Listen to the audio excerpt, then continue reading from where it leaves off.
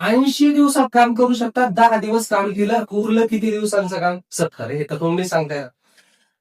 आता आजारी पडल्यामुळे उरलेलं काम मुलाने 28 दिवसातच पूर्ण केलं. किती दिवसांचं काम उरलेलं होतं? 70 दिवसांचं. आणि किती दिवसात पूर्ण केलंय? 28 दिवसात. मग लिहा.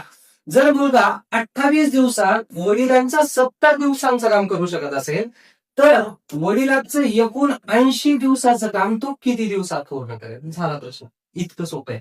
प्रश्न हा मोठा आहे. हा कम्प्युटर स्क्रीनवर ऑनलाईन सोडा तेव्हा पेज भरेल तुमचा अख्ख्या प्रश्नाला. पण इतक्यात मांडलाय आपण. झालं, एवढंच कॅल्क्युलेशन आहे. आता या दोघांचा गुणाकार होईल. काय होईल? 28 गुणिले 80 आणि भागिले 70. 0 0 पेटला, 7 चूक 28 आणि 8 चूक 32. म्हणजे मुलगा एकटा जर ते पूर्ण काम करणार असेल 80 दिवसात, तर 32 दिवसात पूर्ण करेल एकटा. म्हणजे किती अवघड प्रश्न असला तरी त्या सूत्रात टाकता येतो, सोडवता येतो. आता 2 चॅप्टर ऑलरेडी झाले, तिसरा चॅप्टर आहे आणि सूत्र मात्र आपण तेच वापरणार, ज्याला आपण क्रांती सूत्र म्हणतोय. सूत्र म्हणजे